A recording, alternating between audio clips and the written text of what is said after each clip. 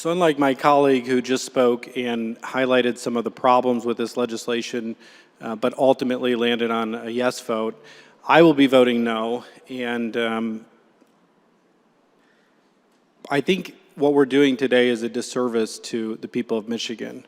I was thinking about the process, I was thinking about the content of the legislation, but I was also just reflecting as this legislation was coming through on what I've seen here in Lansing in my short time so far.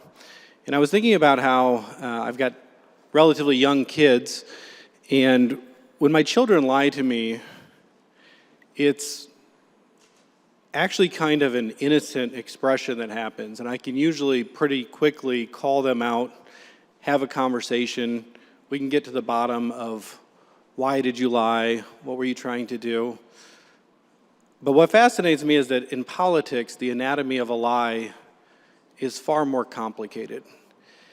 And I think it's far more damaging to our relationship with the public. So I want to talk a little bit about the genesis of what we're dealing with today, and that's the past legislature's actions that put Proposal 1 on the ballot, which then created the requirement for us to pass this financial transparency legislation. I think it's pretty well understood by people in Lansing, although not necessarily as well understood by the voters, that the real driving force behind Proposal 1 had more to do with changing term limits in Michigan than it did financial disclosure for elected officials. And I would speculate that it was even a little bit worse than that, that the inclusion of the financial transparency part of that proposal was really just window dressing. It was something that would work well to go out to the public and sell that proposal as something they should adopt. The Detroit Free Press editorial board put it this way, talking about financial transparency: this shouldn't have required a ballot initiative, of course. Legislators could have adopted the minimal ethical standards that prevail in nearly every other state decades ago with a simple majority vote. Instead, lawmakers whose primary objective is to secure more flexible term limits have offered this overdue financial disclosure requirement as an added inducement to voters. It's an offer Michiganders should accept, however cynical its inspiration. The opportunity to improve the quality of Michigan's legislative representation and provide voters with new tools for holding lawmakers accountable is ample justification to vote yes on Proposal 1. And of course, the people did go and vote overwhelmingly yes. But back to this idea of the anatomy of a lie, I think that was just part one, was adding this into Proposal 1 as an inducement to vote for it. But part two of the anatomy of the lie was going out and telling the people that it was really going to be a powerful change, that they would finally get to the bottom of some of these questions people have about finances and what goes on in politics. And so it was sold, it was led through the election process, and the people voted for it. And then the next step was the reassurance phase of telling the people that we're going to go ahead, we're going to do this. The legislature is committed to following through and executing the will of the people, what they asked us to do.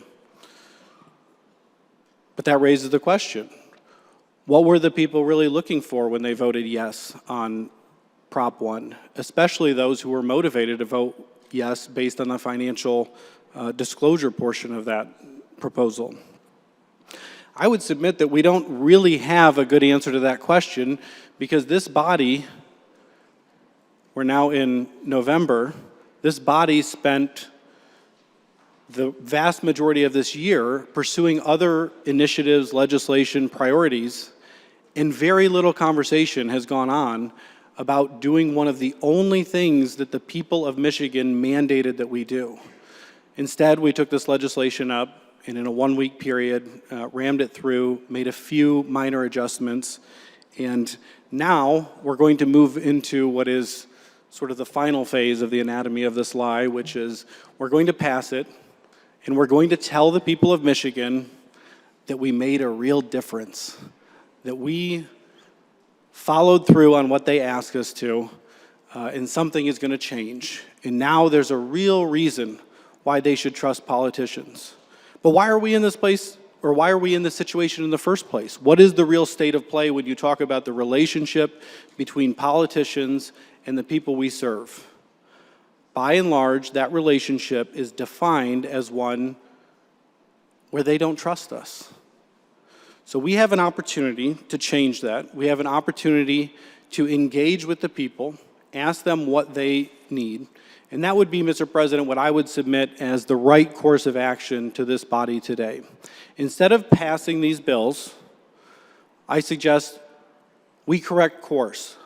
I suggest instead of shutting this chamber down early and taking a long holiday, why doesn't the Senate of Michigan, why doesn't the entire legislature commit to taking the next 2 months and going and engaging with our constituents and asking them, what is it we should do regarding financial transparency to start the process of regaining the trust of the people of Michigan? I think we would be far better served if we would go and listen to them and make a serious attempt at crafting good legislation that meets the intent of the people than moving forward today with this weak legislation. Thank you. I ask for a no vote.